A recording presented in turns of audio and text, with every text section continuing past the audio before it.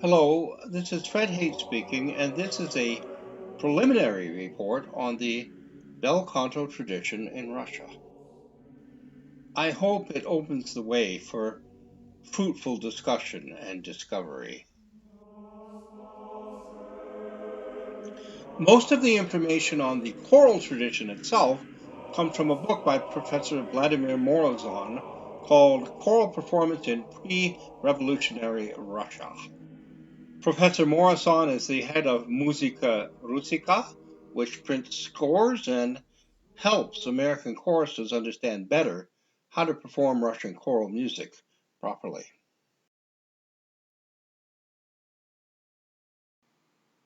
Though Professor Morrison's book does discuss Tsar Peter the Great, obviously, it does not discuss his collaboration with Leibniz, and I think that's very essential to put the entire thing in a larger historical and political context. Peter recognized that Russia was backwards and that if it was going to survive, it was going to have to modernize, and that the source of such modernization would be Western Europe.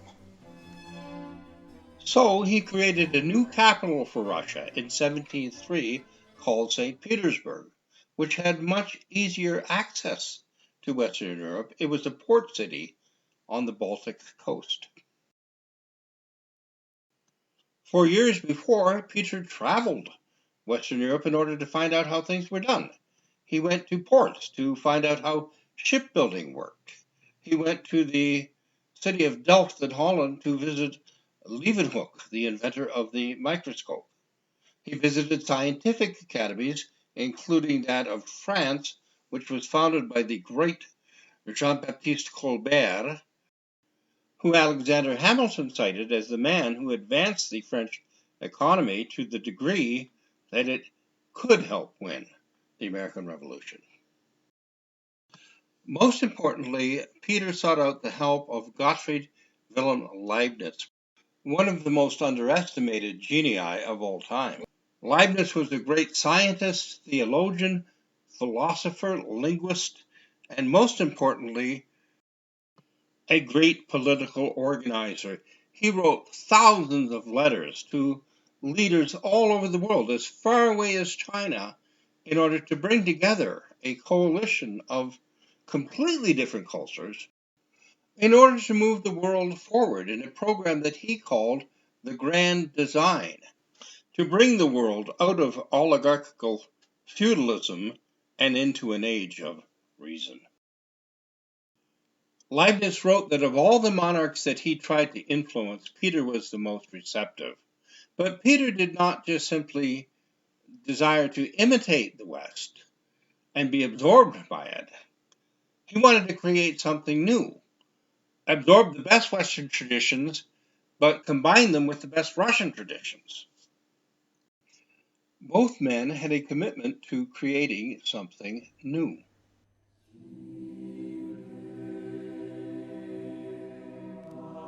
In that sense, Leibniz was a true follower of his great predecessor, Erasmus of Rotterdam, another great genius and organizer of mankind. Erasmus and his circles sought to outflank the entrenched European oligarchy by creating new societies in the New World, the Americas. In that sense, Russia and the United States are natural allies, sister republics. Both are hinterlands, far enough from the center of power for something independent and real to take hold. Leibniz expressed the idea of Russia as another sort of new world clearly in this letter to Peter the Great in 1712. You are so situated that you can take the best from Europe on the one side and from China on the other, and through good institutions, improve upon the achievements of both.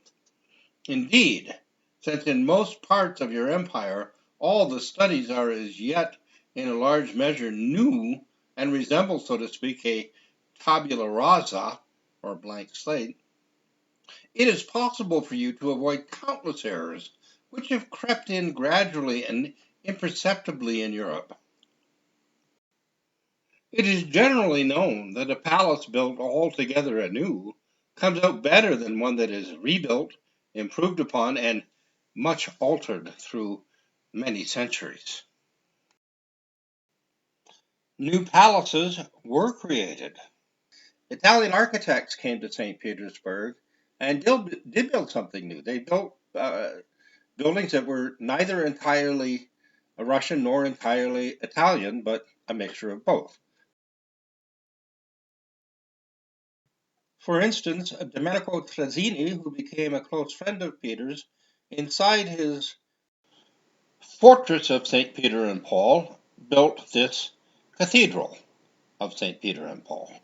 Later, the Italian architect Rastrelli led the work on both the Catherine Palace and the Winter Palace. Again, something new. Leibniz also had a great influence on the founding of the United States, but that's too big a story to go into here. Through most of their existences, Russia and the United States were friends and allies. During the American Revolution, Tsarina Catherine the Great organized the League of Armed Neutrality to protect shipping, especially Dutch shipping, to the American colonies when the British wanted to starve them out, basically. In 1863, as the Civil War raged in the United States, Tsar Alexander II, who 2 years earlier had succeeded in finally liberating the serfs, sent the Russian Navy to San Francisco and New York in order to protect the country. He wrote, I shall accept the recognition of the independence of the Confederate States by France and Great Britain as a casus belli, or cause for war for Russia, and in order that the governments of France and Great Britain may understand that this is no idle threat, I will send a Pacific fleet to San Francisco and an Atlantic fleet to New York. Later, he explained his actions. All this I did because of my love for my own dear Russia, rather than love of the American Republic.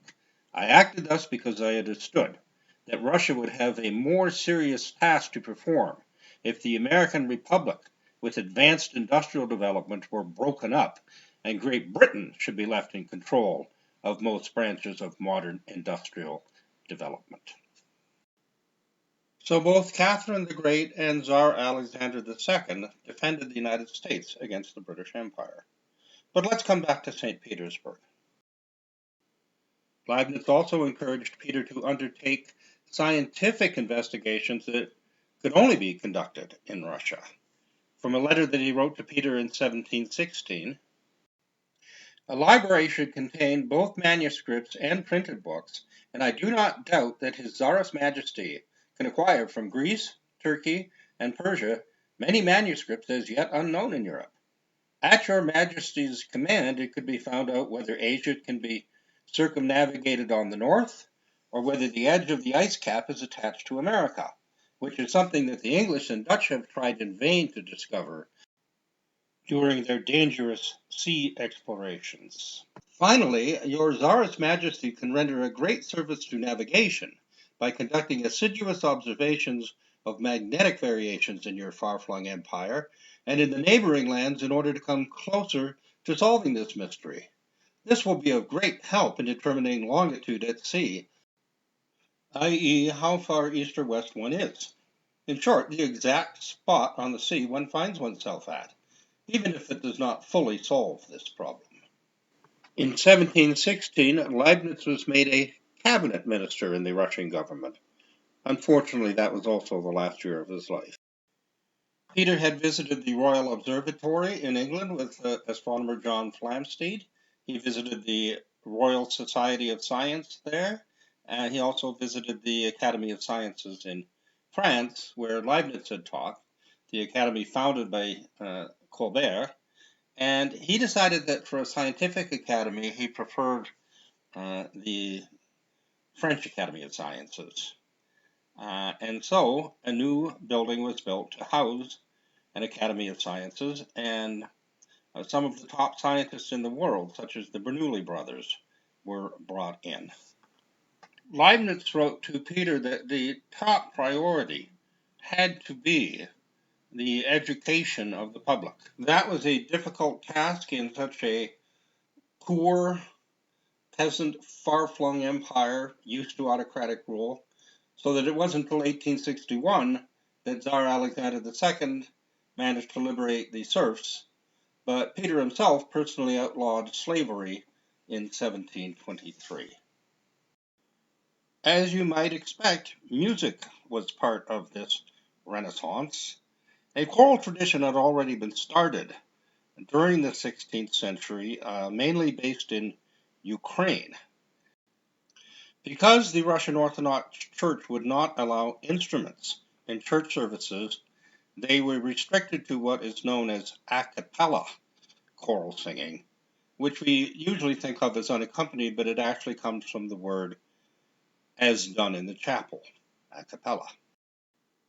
And a cappella choral writing included taking into account characteristics of sound in the chapel, such as a slow decrescendo down to silence and the reverberation for a couple seconds afterwards, which can be quite beautiful.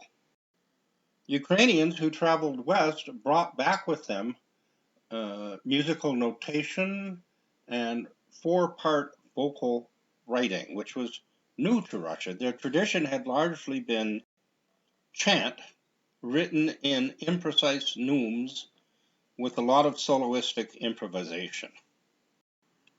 Westernization in general met a lot of resistance from what were known as the old believers, or Raskolniki, who termed it heresy.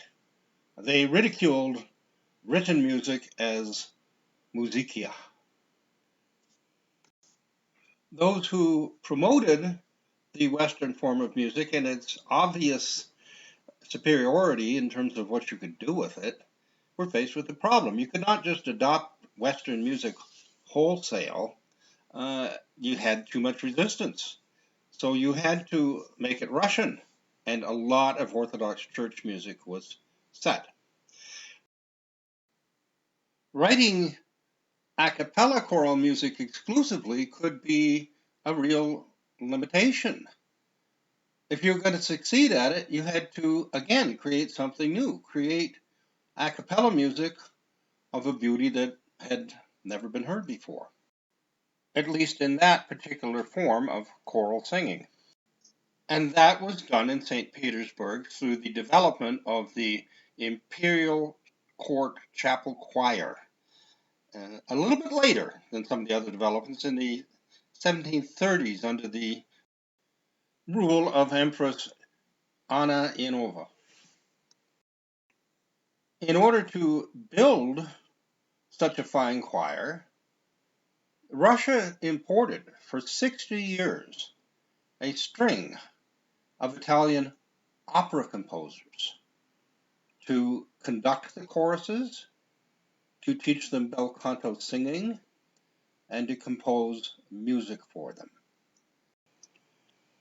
Those composer-conductors include some that you may have heard of, some that you have not, but they were, in general, quite competent. Raha, Raupak, Manfredini, Starzer, Baldassare Galuppi, Traetta, Giovanni Paisiello, Zenobio Sarti Astarita, Cimarosa, and Martin y Soler. Galuppi arrived about halfway through this 60-year process during the reign of Catherine the Great and pronounced that he had never heard such a magnificent choir in all of Italy. Catherine, for her part, loved opera and commanded that her normally reserved and austere Orthodox bishops attend with her. And she wrote, "Our Holy Synod attended the opera today, and laughed and cried to tears along with the rest of us. Galuppi was not alone in his opinion that this was the best choir in the world. In Berlin, the king of Prussia, wishing to establish a chorus, sent one Captain Einbeck to St. Petersburg to study the chorus and find out what made them so good. Captain Einbeck reported back, 1. All singers had exceptionally fine voices.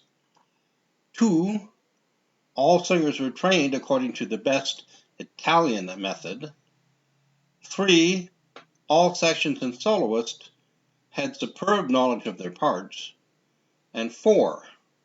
The Imperial Chapel, as a special government-supported church choir, constituted a single artistic entity not affected by external circumstances, with the singers not having to devote their time to outside activities.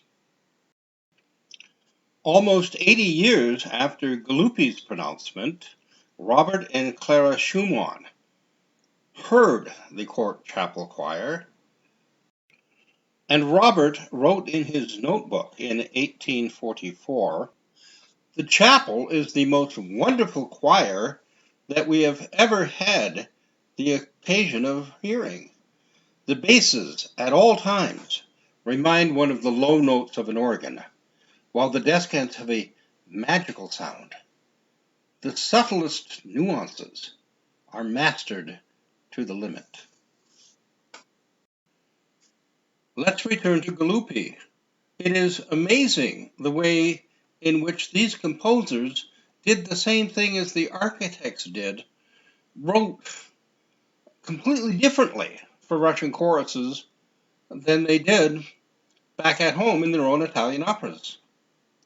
Listen for a minute to an excerpt from a comic opera by Galuppi. It sounds a bit like Rossini, even though it's written 42 years before Rossini was born.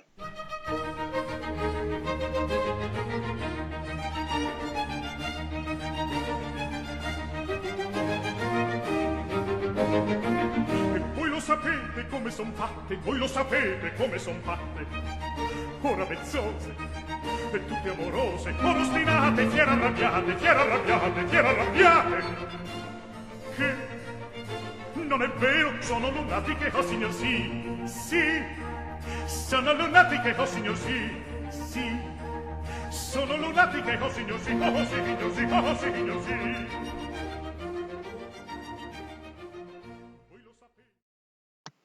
How different than this piece written for the Imperial Court Choir in St. Petersburg, a religious text based on Easter, Pascha meaning Easter, that ends with a fugue.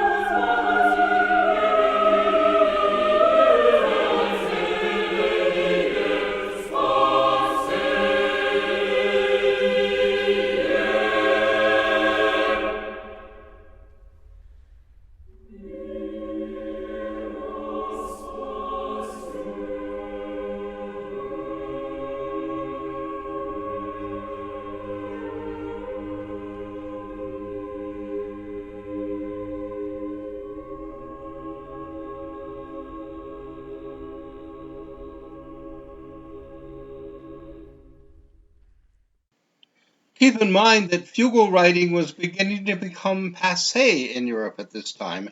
What a great joy it must have been for Galuppi to write fugally. We know the great masters, Bach, Mozart, Beethoven, but we know too little of the creation of a new culture, the nation building that allowed them to emerge. The singers for the Imperial Chapel Choir were boys, as was the case everywhere at the time, who were trained in Ukraine in the administrative city of, and forgive my pronunciation, Kharkiv. Dmitro Bortniansky was good enough that he was sent at the age of 7 to join the court chapel choir. Galuppi recognized his talent and had him sent to Italy to study for 11 years. He studied with some of the same people that Mozart did. While in Italy, he wrote successful Italian opera. You will now hear what you heard with Galuppi, but in a reverse. We heard Galuppi writing in his native language in Italian, then adopting something foreign to him, Russian, and writing lovingly for it. Now we will hear Bortniansky first writing beautifully in Italian, a foreign language for him. The aria is D'una misera famiglia, from an unfortunate family, from his setting of Sophocles' great play, Antigone. The opera, though, was called Creonte, after the evil figure of Creon, and I am sorry that I do not have a translation for you.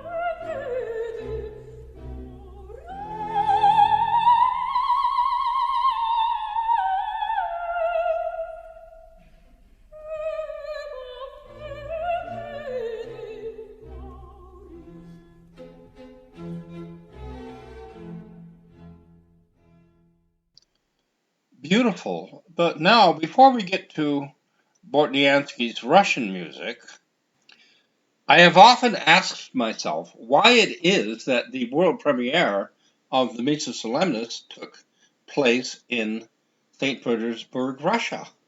Was it for political reasons? I assumed so.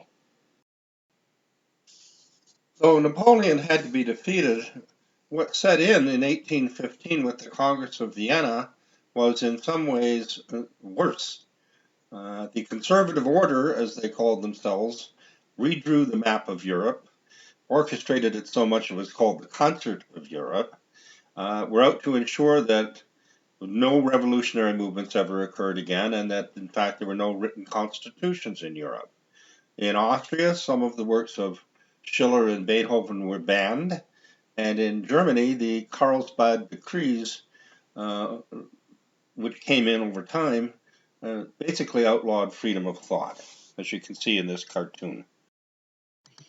And in fact, when Beethoven did finally reveal the work in Austria in May of 1825, a full year later, during the same concert as the world premiere of the Ninth Symphony, he only played 3 movements of the Missa Solemnis, only had 3 of them performed, and he had to call them hymns, because it was not legal to perform a mass at that time outside of a church or a cathedral in Vienna. But as I discovered some of the history of this St. Petersburg Imperial Court Choir, uh, it began to dawn on me that this may have actually been the most qualified choir in the world to perform what is, to this day, a difficult work. The man who sponsored the Beethoven in Russia, Prince Gallitzin, wrote to him, "I believe that everywhere else it would be difficult to find the same means for the performance of such an oratorio as we have them in Petersburg. The court singers and choirs that will perform the solo parts are very numerous and certainly the best that one can hear, with respect to the beauty of the voices and with respect to the overall impression." But what about the orchestra? Bortniansky had already worked with the St. Petersburg Philharmonic, which was also famed for its use of bel canto, such as vibrato in the brass, in productions of major works by Haydn, Mozart, and Beethoven himself. So that was there too. And Beethoven wrote a letter insisting that he wanted the court imperial chapel choir to perform the Missa Solemnis. He insisted on it. Bortniansky died in 1825, but until he did, he was the head of that course, and as far as I know, he conducted the world premiere. One thing that the Italian opera composers innovated in this chorus, in order to turn a weakness into a strength, a limitation into a strength, they were opera composers, which meant they also knew how to write for the orchestra, and they developed a technique known as choral orchestration. That is, sometimes just as the violas might divide into 2 or 3 parts, you had divisi parts for different voices. So altos might suddenly have alto 1 and alto 2, even 3. They also developed the famous Russian basses, which were, even though there are show-off basses, the Russian basses for the choruses were known as octavists, because what they did was similar to what the double basses do in an orchestra. The double basses play what the cellos are playing an octave lower, and the octavists would take the bass line and sing it an octave lower. This choral orchestration gave a very full sound to the choral music. You will hear that as we listen to part of Bortniansky's setting of Psalm 39, as what he called a sacred concerto for choir. And perhaps you will hear why Beethoven wanted this man and his chorus to conduct the world premiere of his Missa Solemnis. The words are, "Show me, Lord, my life's end and the number of my days. Let me know how fleeting my life is. You have made my days a mere handbreadth. The span of my years is as nothing before you. Everything is a breath, even those who seem secure."